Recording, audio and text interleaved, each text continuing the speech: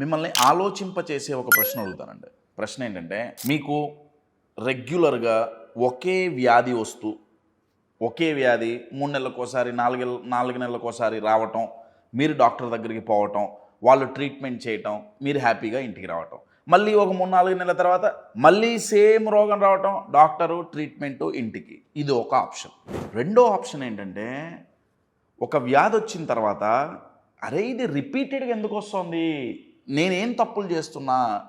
దేనివల్ల ఈ వ్యాధి నాకు రిపీటెడ్‌గా వస్తుంది అని ఎనలైజ్ చేసి, ఐడెంటిఫై చేసి, డయాగ్నైజ్ చేసి, ఐడెంటిఫై చేసి, మళ్ళీ ఇది ఇలా రిపీట్ అవ్వకుండా ఉండాలి అంటే నేను చేయాల్సిందేంటి, చెయ్యకూడదేంటి అని తెలుసుకోవటం సెకండ్ ఆప్షన్. ఈ రెండిట్లో ఏ ఆప్షన్ బెటరు? ఆకషాపు రోగం వచ్చినప్పుడల్లా డాక్టర్ దగ్గరికి పోతాం, ఇన్సూరెన్స్లు ఉంటే చేయించుకుంటాం, వస్తాం, ఏం నష్టం అంటారా?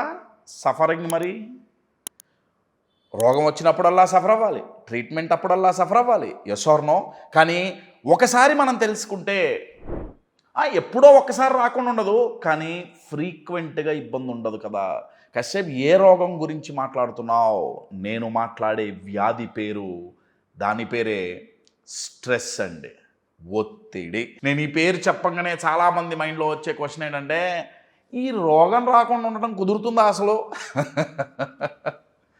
కుదురుతుందండి. నేను ఈ ప్రశ్న ఎందుకు అడుగుతున్నానంటే, రోగం వచ్చినప్పుడల్లా డాక్టర్ దగ్గరికి పోయి ట్రీట్మెంట్ తీసుకొని వెనక్కి రావటం మేనేజ్మెంట్ కాకుండా, అసలు ఆ రోగం రాకుండా చూసుకోవటం, జాగ్రత్త పడటం, ప్రిపేర్ అవ్వటం, దాని పేరే prevention. Prevention better than cure అంటాం కదా.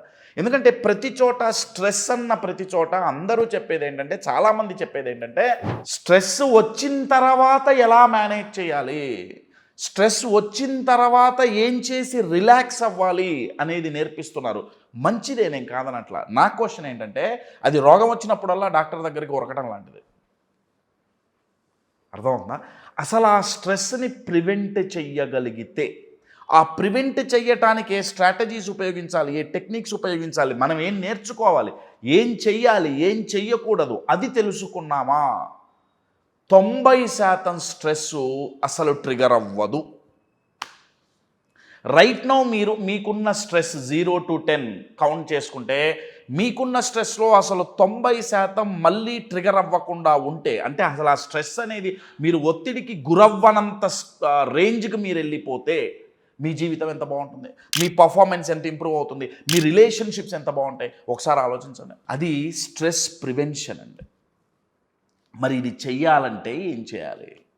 కొన్ని ఉన్నాయండి, వాటిని మనం మేనేజ్ చేయటం మనకి తెలవాలి, వాటిని హ్యాండిల్ చేయటం మనకి తెలవాలి. అవి తెలిసినయ్యా స్ట్రెస్ మేనేజ్మెంట్ అంటారా, స్ట్రెస్ ప్రివెన్షన్ అంటారా, అది చాలా చాలా చాలా ఈజీ.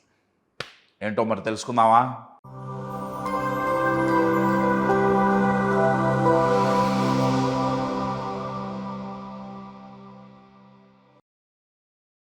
ఎంవిఎన్ కశ్యప్ ఒక అమేజింగ్ లైఫ్ కోచ్. ఎందుకంటే జీవితంలో అయినా బిజినెస్లో అయినా సమస్యలు, కష్టాలు, నష్టాలు వస్తుంటాయి. అటువంటి టఫ్ టైమ్స్ని ఎదుర్కోవాలంటే మన మైండ్ టఫ్గాను, అన్షేకబుల్గా ఉండాలి.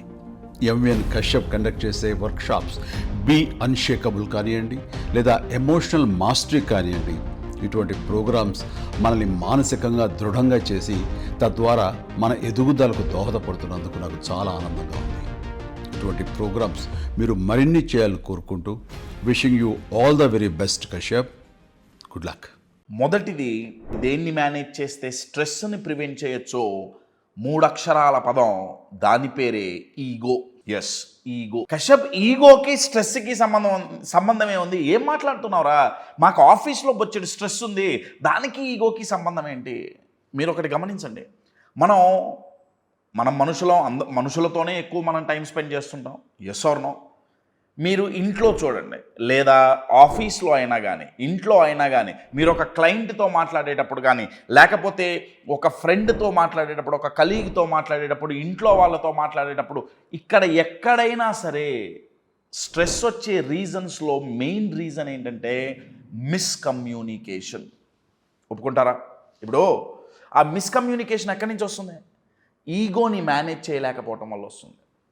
ఈగోని ఒకటి టచ్ చేయటం ఒక పద్ధతి, ఇంకొకటి హర్ట్ చేయటం ఇంకొక పద్ధతి. ఈగోని హర్ట్ చేయటం అంటే ఏంటంటే ప్యాసివ్గా ఉన్న ఒక అగ్నిపర్వతాన్ని గెలికి గోకి దాన్ని యాక్టివ్ చేసి పగలగొట్టి పేల్చేయటం లాంటిది. మీరు ఆఫీస్ తీసుకోండి ఫర్ అన్ ఎగ్జాంపుల్. ఇప్పుడు ఆఫీస్ ఉంది, ఆఫీస్లో ఒక కలీగ్ ఉన్నాడు, కలీగ్కి మీరు ఒకటి చెప్పాలి, లేకపోతే బాస్ ఉన్నాడు, బాస్కి ఒకటి మీరు ఒకటి చెప్పాలి. అది చెప్పడం కొంచెం ఇబ్బందికరమైంది, కానీ మీరు చెప్పాలి, చెప్పకపోతే కుదరదు. మీరు ప్రాపర్గా చెప్పలేదనుకోండి, అవతల వాళ్ళ ఈగో హర్ట్ అయితే మీ రిలేషన్షిప్ బాగుపడుతుందా చెడిపోతుందా? ఆబ్వియస్గా చెడిపోతుంది. అది మీ వర్క్ ఎన్విరాన్మెంట్ మీద ఎఫెక్ట్ పడదా? అలా పట్టడం వల్ల మీకు స్ట్రెస్ రాదా? అర్థమవుతుందండి. ఈగోని మేనేజ్ చేయటం ఒక ఆర్ట్ అండి, ఒక కళ. ఎందుకంటే దాంట్లో ఉండే స్ట్రాటజీస్ ఆర్ సంథింగ్ అన్బిలీవబుల్. నేను స్ట్రెస్ మేనేజ్మెంట్ అని ఒక 10 days వర్క్షాప్ చేస్తుంటాను ఆన్లైన్లో. 10 days చేస్తుంటాను. ఒక్కొక్క రోజు దాంట్లో ఒక్కొక్క ఏరియా తీసుకుంటాం. దాంట్లో ఒక ఏరియా ఈగోని ఎలా మేనేజ్ చేయాలి, అవతల వాళ్ళ ఈగోని ఎలా టచ్ చేయాలి హర్ట్ చేయకుండా, తద్వారా మిస్కమ్యూనికేషన్స్ లేకుండా స్ట్రెస్ ప్రివెన్షన్ ఎలా చేయాలి అనేది మేము దాంట్లో డిస్కస్ చేస్తుంటాం. దాంట్లో వండర్ఫుల్ ప్యాటర్న్స్ ఉన్నాయి. అయితే మై డియర్ ఫ్రెండ్స్, ఈగోని టచ్ చేయగలిగిన వాడు కమ్యూనికేషన్లో కింగ్ అండి, వాటికి స్ట్రెస్ ఉండదు. సెకండ్ ఏరియా ఫినాన్షియల్ స్ట్రెస్ అండి. చాలామంది ఎక్కువగా ఒత్తిడికి గురయ్యే ఏరియాస్లో ఒకటి ఆఫీస్ ఆర్ హోమ్ రిలేషన్షిప్స్ అయితే, ఇందాక నేను మాట్లాడింది అయితే అక్కడ ఈగో అనేది వస్తుందన్న కదా. ఇంకొక విషయం ఫినాన్సెస్. ఇక్కడ 2 రకాలుగా ఒత్తిడికి గురవుతుంటాం. ఒకటి డబ్బులు లేక ఒత్తిడికి గురవటం. అదొక్క నిమిషం పక్కన పెడితే ఎందుకంటే ఇప్పుడు నేను డబ్బు లేకపోతే ఎలా సంపాదించాలి అవన్నీ అది నా టాపిక్ కాదు. అదొక్క నిమిషం పక్కన పెడితే సెకండ్ ఏరియా ఏంటంటే ఉన్న డబ్బుల్ని ప్రాపర్గా మేనేజ్ చేయలేక ఒత్తిడికి గురవుతారు. అంతే కదండి. ఇప్పుడు నార్మల్గా ఫినాన్షియల్ మేనేజ్మెంట్ ఏం చెప్తారు?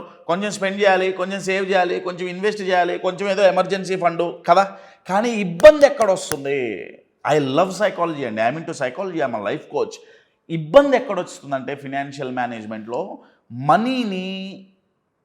మనీ స్పెండింగ్ ఏదైతే ఉందో పెట్టాల్సిన చోట ఫుల్ స్టాప్ పెట్టలేక, ఆ మనీని ప్రాపర్గా మేనేజ్ చేయలేక, స్పెండింగ్ని ప్రాపర్గా మేనేజ్ చేయలేక ఒత్తిడికి గురవుతుంటారు. 2 రకాలుగా గురవుతారండి. ఒకటి అతిగా ఖర్చు పెట్టి ఒత్తిడికి గురవుతారు, లేకపోతే ఖర్చు పెట్టాల్సినంత ఖర్చు పెట్టక ఒత్తిడికి గురవుతారు. అంతే కదండి, సింపుల్ కదా. అయితే దీనికి వెనకాల ఏం బేస్ అయి ఉంది? సైకాలజీ బేస్ అయి ఉంది. మీరు ఆశ్చర్యపోతారు చెబితే. హౌ వీ స్పెండ్ మనీ అనే దాని మీద మేము రీసెర్చ్ చేసాం సైకలాజికల్ యాంగిల్లో. మాకు 8 ప్యాటర్న్స్ దొరికినాయి. అంటే ఏ వ్యక్తి ఎలా స్పెండ్ చేసినా, ఎంత ఖర్చు పెట్టినా సరే ఎందుకు చేస్తున్నాడు అంటే ఈ 8 ఏదో ఒక చోట వాళ్ళు మ్యాచ్ అవుతారు, వాళ్ళ ఆలోచన విధానం మ్యాచ్ అవుతుంది. ఆ ప్యాటర్న్స్ మనకు తెలిసినయా my dear friends, that's it. మనం ఎక్కడ ఎంత స్పెండ్ చేయాలో అంతే స్పెండ్ చేసి ఫుల్ స్టాప్ పెట్టగలం. తద్వారా ఫినాన్షియల్ స్ట్రెస్కి చెక్ చెప్పగలం, అసలు స్ట్రెస్ క్రియేట్ అవ్వకుండా ఆపుకోగలం. ఇప్పుడు అర్థమవుతుందా? స్ట్రెస్ క్రియేట్ అయిన తర్వాత దానికి రిలాక్సేషన్ పక్కన పెడితే అసలు స్ట్రెస్ క్రియేట్ అవ్వకుండా మనం జాగ్రత్త పడవచ్చు. సో ఒకటి, ఈగోని హ్యాండిల్ చేయటం నేర్చుకుంటే స్ట్రెస్ని ప్రివెంట్ చేయొచ్చు. సెకండ్, ఫినాన్షియల్ స్పెండింగ్, దాని వెనకాల ఉండే సైకాలజీ ఏంటి, సైకాలజీ ఆఫ్ స్పెండింగ్ తెలిస్తే స్ట్రెస్ని మనం ప్రివెంట్ చేయొచ్చు. థర్డ్ మోస్ట్ ఇంపార్టెంట్ ఏరియా అంటే స్ట్రెస్కి ట్రిగర్ అయ్యే ఏరియాస్లో మేనేజింగ్ టైం అండి. చాలామంది టైం మేనేజ్మెంట్ అనగానే 24 గంటల్ని నీట్గా డివైడ్ చేసి ఓ టైం టేబుల్ వేసుకొని ఓ స్కెడ్యూల్, ఒక ప్లాన్, ఒక పద్ధతి, ఒక విజన్, ఏమంటే 2 రోజులు వర్క్ అవుతుంది, 3వ రోజు నుంచి ఎగిరిపోతుంది. నా అది ప్రాపర్గా మేనేజ్ చేయలేక ఒత్తిడికి గురవుతుంటారు. కాదండి, అసలు సగం టైం వేస్ట్ ఎక్కడవుతుందో తెలుసా? మనం స్ట్రెస్ కలగకుండా ఏం చేయాలో చేయకపోవటం వల్ల ఏదో ఒక రోజు ఆఫీస్లోనో ఇంట్లోనో ఏదో ఒక రకంగా మనం ఒత్తిడికి గురవుతున్నాం. ఒత్తిడికి గురయ్యి మళ్ళీ ఆ గురైన ఒత్తిడి నుంచి బయటపడటానికి ఏ రిలాక్సేషనో ఇంకేదో అక్కడ టైం వేస్ట్ అవ్వట్లేదండి. అసలు స్ట్రెస్ని ప్రివెంట్ చేస్తే ఇబ్బంది లేదు కదా. అలా చెయ్యాలి అంటే టైం మేనేజ్మెంట్ ప్రిన్సిపల్స్ ఏదైతే ఉంటాయో, ఆ స్ట్రాటజీస్ ఏవైతే ఉంటాయో అవి మనం నేర్చుకోవాల్సి ఉంటుంది. Thanks to internet, thanks to technology బొచ్చెడు విధానాలు ఉన్నాయి. ఒకటి కాదు, కొన్ని వందల విధానాలు ఉన్నాయి టైంని మేనేజ్ చేయటం ఎలా అనేది నేర్చుకోవడానికి.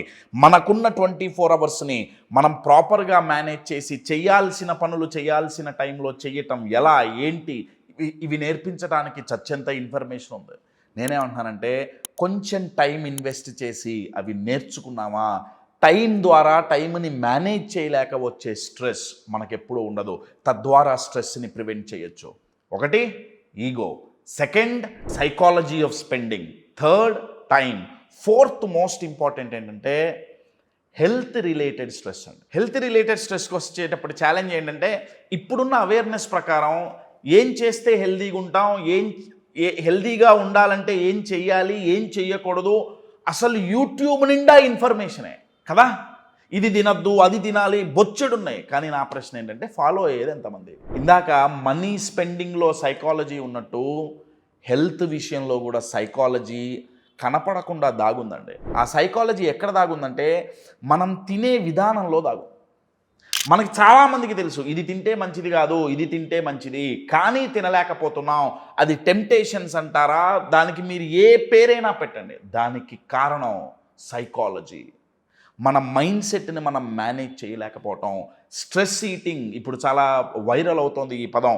స్ట్రెస్ ఈటింగ్ అంటే ఏంటంటే ఒత్తిడికి గురవటం వల్ల ఆ ఒత్తిడి గురైన మూమెంట్లో ఇమ్మీడియట్గా బెటర్గా ఫీల్ అవ్వటానికి, థింగ్స్ నా కంట్రోల్లో ఉన్నాయన్న భావన రావటానికి ఏది పడితే అది తింటున్నారు. కొంతమంది కాఫీ రిలేటెడ్ ప్రోడక్ట్స్ ఎక్కువగా తీసుకుంటుంటారు, కొంతమంది స్వీట్ రిలేటెడ్ ప్రోడక్ట్స్ ఎక్కువగా తీసుకుంటుంటారు, కొంతమంది చాక్లెట్ రిలేటెడ్ ప్రోడక్ట్స్ ఎక్కువగా తీసుకుంటుంటారు. ఎందుకు? అవి తీసుకోగానే బాడీలో ఒక స్పెసిఫిక్ హార్మోన్స్ రిలీజ్ అయ్యి వాళ్ళని రిలాక్స్ చేస్తాయి. నా క్వశ్చన్ ఏంటంటే స్ట్రెస్ వచ్చిందని తింటున్నాం, మళ్ళీ తినటం వల్ల మళ్ళీ స్ట్రెస్ వచ్చింది, హెల్త్ పాడే. నేనేమంటున్నానంటే ఒక రకంగా అసలు ఈ స్ట్రెస్ రాకుండా ప్రివెంట్ చేసి ఇంకొక వైపు నుంచి healthy eating, healthy life style ఉండాలి అంటే మన మైండ్ సెట్లో ఏ మార్పులు తెచ్చుకోవాలో తెచ్చుకుంటే స్ట్రెస్ని రాకుండా ప్రివెంట్ చేయలేమా? ఒకసారి ఆలోచించండి.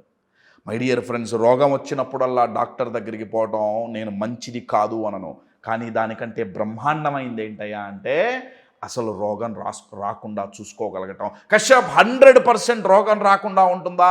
90% రాకుండా ఉంటుంది. మంచిది కదా? 100% స్ట్రెస్ రాకుండా ఉండదు, ఇంపాసిబుల్ కదా? కరెక్టే. 100 ఇంపాసిబుల్, ఓకే, నా దృష్టిలో 100 కూడా పాసిబులే. సరే కాదు అనుకుందాం, 100 ఇంపాసిబులే, దాని అంతట మాత్రాన 0 కాదు కదా. 90% స్ట్రెస్ తగ్గింది, ఏంటి నష్టం ఏంటి? ఒకసారి ఆలోచించండి. My dear friends, stress prevention should be the goal అండి. అది తెలవాలి అంటే ఎక్స్పెషల్లీ ఈ 4 మనం మేనేజ్ చేయటం తెలవాలి. ఈ 4ని మనం ఎప్పుడైతే మేనేజ్ చేస్తామో అసలు స్ట్రెస్ ట్రిగర్ అవ్వకుండా ఉంటుంది. స్ట్రెస్ ట్రిగర్ అవ్వకుండా ఉంటే ట్రిగర్ అయిన తర్వాత చేయాల్సిన పనులన్నీ చేయాల్సిన అవసరం ఉండదు. డబ్బులు సేవ్ అయితే, టైం సేవ్ అవుతుంది, ఎనర్జీ సేవ్ అవుతుంది. My dear friends, that's why మనం ఏ పని చేసినా సరే సైకాలజీ ఈజ్ 80%, 20% మాత్రమే స్కిల్స్ అండ్ మెకానిక్స్.